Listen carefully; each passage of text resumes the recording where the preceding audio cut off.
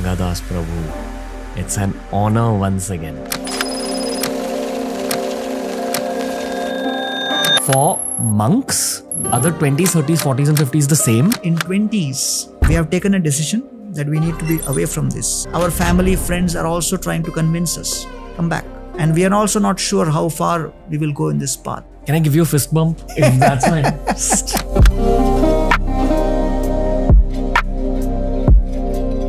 I respect the warrior in you because a lot of people associate deeper sadhana. It's just 1 hour, 1.5 hours for all these years. Within that 1 hour, 1.5 hours, can your sadhana go deep? Definitely it can go deep. Why? Because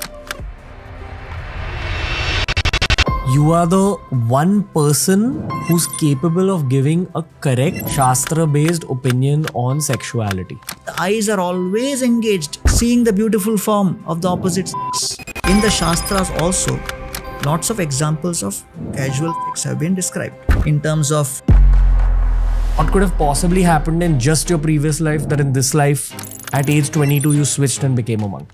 when I came across the Srimad Bhagavatam, it was a deja vu feeling.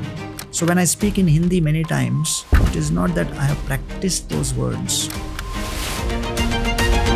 The most beautiful thing about Sanatan Dharma for me is that we are not given extremely strict guidelines that allows you to choose. One chants regularly, one follows the principles, one directly calls out to the Lord, one hears about the power of the holy name, how much more benefit they will do. Narayan, Narayan, Narayan, Narayan. At its core, the process of monkhood is to run away from Maya. Maya is a servant of Krishna to make sure that only the qualified enter the spiritual world. A common friend Harshil has often asked me what it's like speaking to Gauranga Das Prabhu for that long. I took a 10-second pause and then I said, it feels like having a bath, but for your soul. So, deep thank you from my heart. I think that because you are a renunciant and you've studied the Shastras as much as you have, you are the one person or one of the people who's capable of giving a correct Shastra-based opinion on sexuality, which consumes so many people's journeys in so many ways. For example, I'm not just talking about the act of sex. Right. I'm talking about the drive for sexuality, which then becomes kind of cosmetic, kind of material. I need to accumulate wealth to be more attractive. I need to get this procedure to be more attractive and look younger. It's all driven by sexuality. So I would love to get to know a monk's perspective on both the act of sex Right. and casual sex, because it is a truth of our times, as well as the process of sexuality in general. Right. I think it's a very important question. And let me begin by saying that Krishna says in Bhagavad Gita, Dharma viruddho bhuteshu kamosmi bhartarshabha. That I am sex life, which is as per the principles of Dharma. Which means that sex life by itself is also a very dharmic process of how we can fulfill the desires of the Lord of creating progeny in this world. So, having given those framing statements, let me come to the quote from Mahabharata which says, Ahara nidra bhay maithunam cha samana etat pashubhir naranam. Eating, sleeping, mating, which is sex life, and defense or fearing. These four are common to humans and animals. So if you see these four, out of these four, if you see the animals, you may see some animals are grazing. So there is no time limit for their grazing.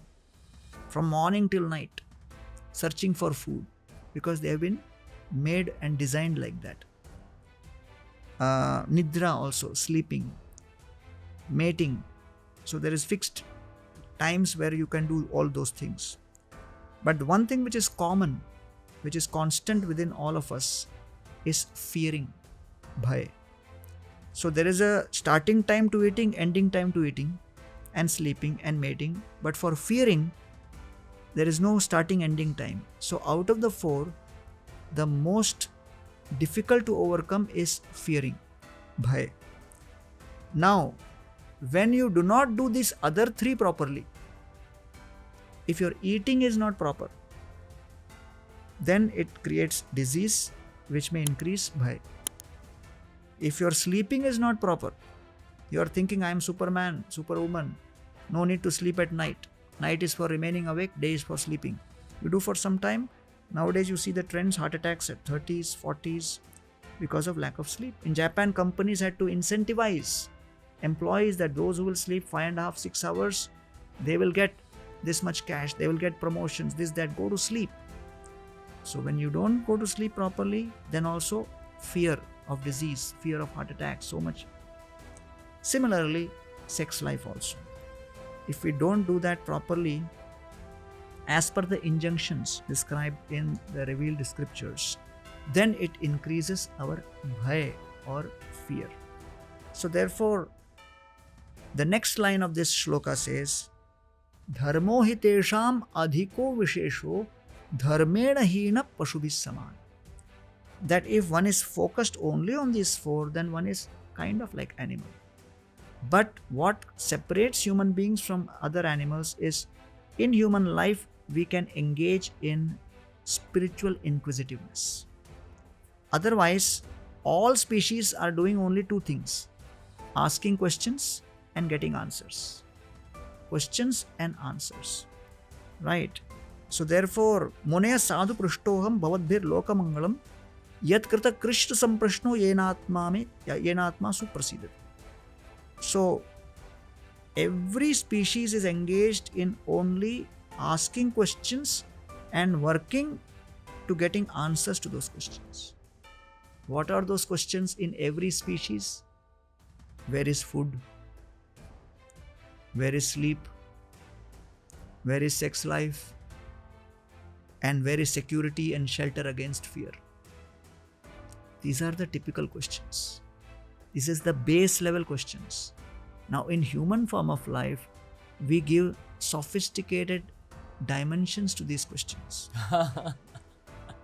But at the basic level, these are the questions. Wow. You are thinking, oh, where is my property? 2 BHK, 3 BHK, rental, ownership, mortgage, this, that. But ultimately it is shelter.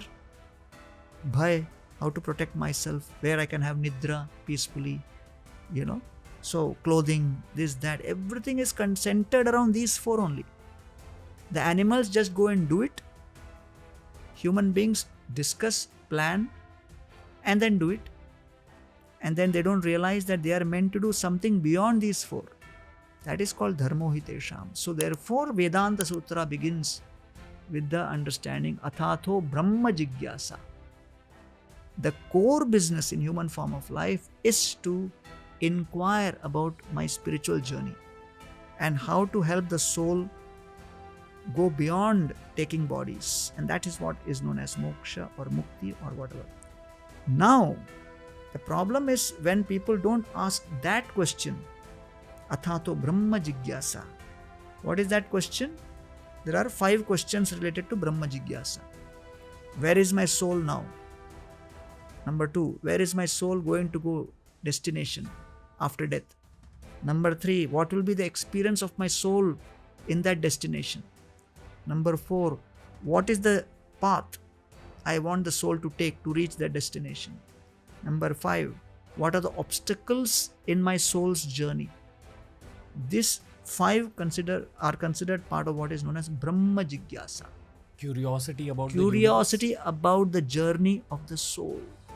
Just like you are looking forward, I want to go to Switzerland. So you are looking at, okay, I'm in Mumbai, my destination is Switzerland. Okay, should I ski in the Alps? Should I go to Geneva? Be part of World Economic Forum? So these are different experiences. Then, okay, should I take Swiss Air? Should I take Lufthansa? Should I take this, that? It is the journey. Okay, I don't have a visa. Oh, it's an obstacle in the journey. So all these are part of the journey for the body. Similarly, for the soul also, one is expected to do such a serious planning about the journey after death as we make plans for our vacations and holiday destinations. So therefore, When we are constantly planning about the journey of the soul, then that becomes your main focus. And then everything else is supposed to support that. Like you are day and night absorbed in one thought, how to create quality content. How can Ranveer create quality content to contribute to the peace and harmony and happiness of this world? That's your meditation. So for you, then the food becomes a supporting thing. Yeah. So therefore in the scriptures, it is enjoined that as soon as you reprioritize, people say, should I be vegetarian, non-vegetarian? Should I sleep 4 hours, 8 hours? Should I, have girlfriends and have sex? Or, should I get married? Or, what do you think about abstinence, continence, brahmacharya, this, that, everything? I said, those are all secondary things. It's like saying, should I take Lufthansa? Should I take Air India? Should I take Cathay Pacific? Should I take Swiss Air? Abba, what is your destination? First decide the destination. Once destination is decided, then all the other details of the journey, they fall backwards. So you have to work backwards with the destination first. So accordingly, everything flows. So now, for somebody who has that spiritual destination, from that perspective, the sex life becomes an attendant duty to perform as a service to the Lord. And that is what Krishna is saying in this verse. Dharma viruddho bhuteshu kamosmi bhartarshabha.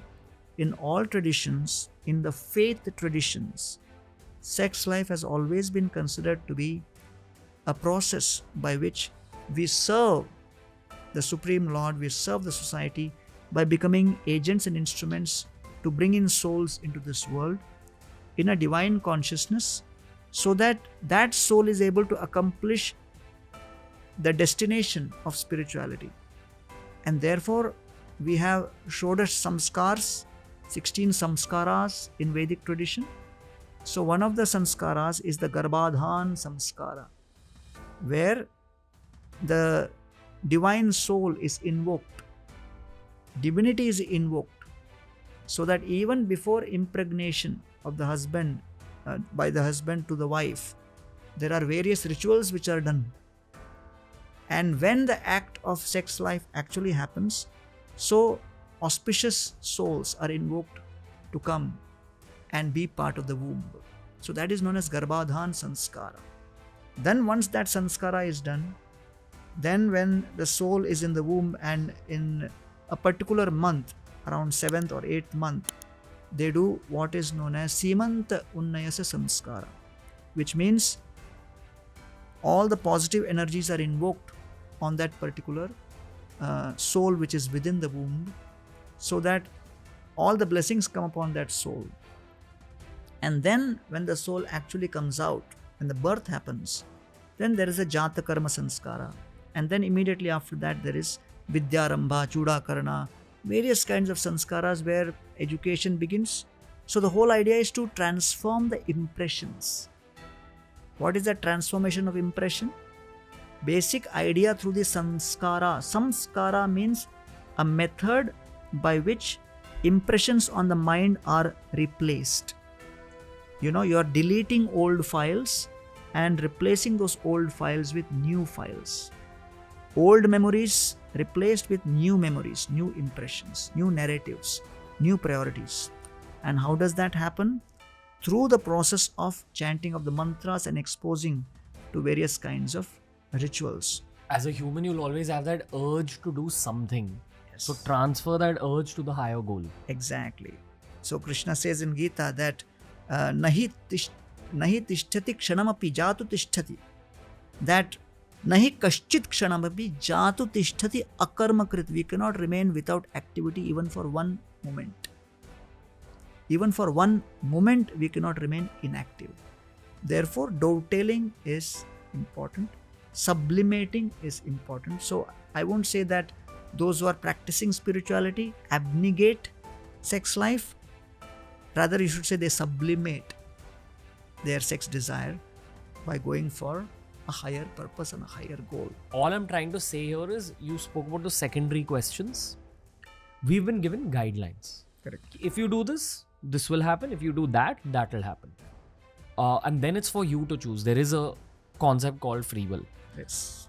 99.999% of people who are watching this podcast or this clip are not going to give up on their sex life, are still going to gain pleasure from their sex life. Right. I don't think that the purpose here is to attach guilt to that pleasure from the sex life. It's just to have a better understanding of the purpose of sex within human life. Absolutely. So from this same perspective of a deeper understanding, my next question to you is actually about casual sex. Because if you're married to someone, you will have sex to produce a child. Both partners will have urges, so you will engage in pleasure-oriented sex.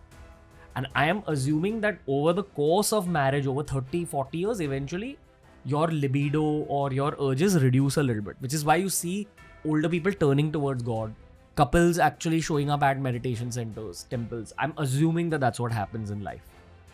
But what are the guidelines about like casual sex? Has anything been spoken about its effects on the soul, mind, body? See, when we are speaking about guidelines speak about both positive and negative, which is anvay and vyatirik. Anvay means what to follow, vyatirik means what to avoid. So, as you know, that depending on what choices you make, you get results. So therefore, in the Shastras also, lots of examples of casual sex have been described in terms of extramarital relationships and somebody going after someone. Like for example, in 6th canto Bhagavatam, there is Ajamil's pastime. Ajamil was a Brahman family, very nice, he was completely Ayam hi Shruti Sampanna, Sheela Vritta Gunalaya. He had all the good qualities. Shruti Sampanna, he had studied all the Vedas. Mrdu, very, very gentle. Satyavak, Mantravit, Shuchi, all the good qualities. But suddenly he saw in the forest when he had gone to collect firewood, he saw a young lady being embraced by a young man behind a tree. And he just saw that for some time.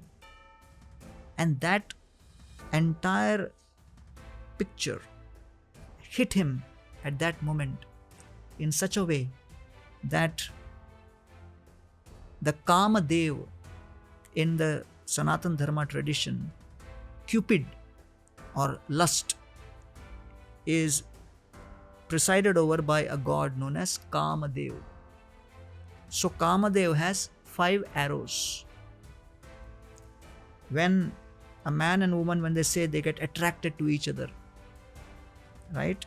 So the first kind of attraction which begins is called darshanam, when through the eyes one see each other.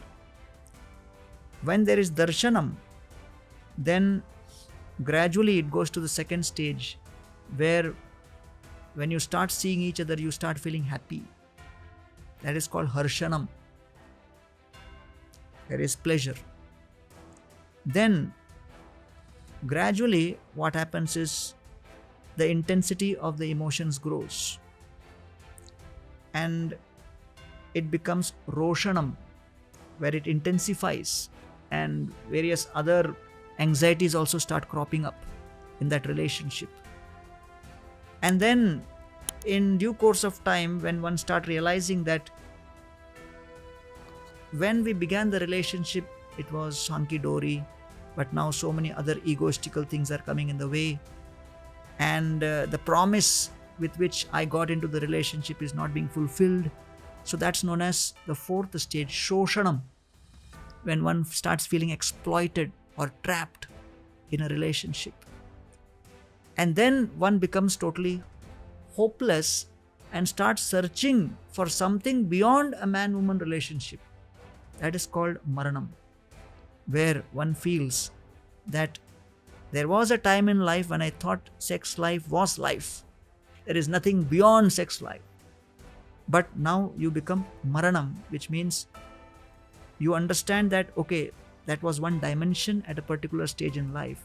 But there are other truths in life and other experiences in life which need to be embraced. Like when you're a child, you think that your love for toys will last forever. Something like that. This is just love for toys in adulthood. Correct. So, absolutely. So that is how the whole concept of the ashrams was also designed. Brahmacharya, Grahastha, Vanaprastha and Sannyasa. So the whole idea was, if you read in the Shastra, all of the kings, they had queens. So now we are speaking of, monogamy, and polygamy is not allowed as per law. But in the Vedic tradition, if you read about all the kings, they had so many wives and all of that. So the idea was not to be obsessed with a man-woman sexual relationship. The idea was to focus on a higher pleasure. That once you start focusing on the higher pleasure, these things are automatically taken care. Right? For example, food. You eat food and the hunger is satiated. So it's a need of the body. So like that, sex life is also a need of the body. But the whole Vedic Sanatan Dharma, the difference between animalistic life and Vedic life is not that one is not allowed to fulfill one's appetite. One is not allowed to fulfill one's desires. But how you can fulfill your desires while following the higher laws. How to have pleasure while fulfilling the purpose of human form of life. So when one has pleasure without any idea of the purpose of human form of life, that is what Mahabharata calls as Pashubhir Narana. And one has pleasure while fulfilling and supporting and aligning with the purpose in life. That is what is known as Dharmic life. So therefore, if you go into all these traditions, then finally Ajamil, he kicked out his wife and brought this prostitute to his house. And he started having children. And then the youngest child from that, was named as Narayan. Few sages came to him and came to the wife, and they blessed the wife that when the youngest child is born, name him Narayan. So at the time of death, Ajamil suddenly saw Yamadutas. You like that topic. Favorite topic. When the Yamadutas came in, Ajamil cried out to his son, Narayan, Narayan, Narayan. And the Vishnudutas came, and there was a conversation, and Ajamil was saved from going to Yamaloka. So then, in that pastime, the concluding verse says, Mriyamano Harer Nama Grinna Putropacharitam Ajamilopi Agaddama Kimpuna Shraddhagrinan. 4 points are mentioned in this pastime. Ajamil cried out Lord's name only at time of death, very, very deeply. Number 2, he called out to his son. Number 3, he was still sinful till death. And 4th, he never heard about power of holy name. Still he got the benefit. So this is known as Kaimutiki Nyaya, which means if with little connection he got so much of benefit, what if one chants regularly, one follows the principles, one directly calls out to the Lord, one hears about the power of the holy name, how much more benefit they will get. Narayan, Narayan, Narayan, Narayan. So that's the idea. So I think, your question is very apt. Previously, when people would have sex life, it was between their partners. The whole concept of bombardment about sex life through media has created a very artificial situation where practically the ether is filled with this topic so much that it is bombarding on young minds and creating various kinds of perversions in their mind and making them feel, because repetition automatically creates impression. Yep.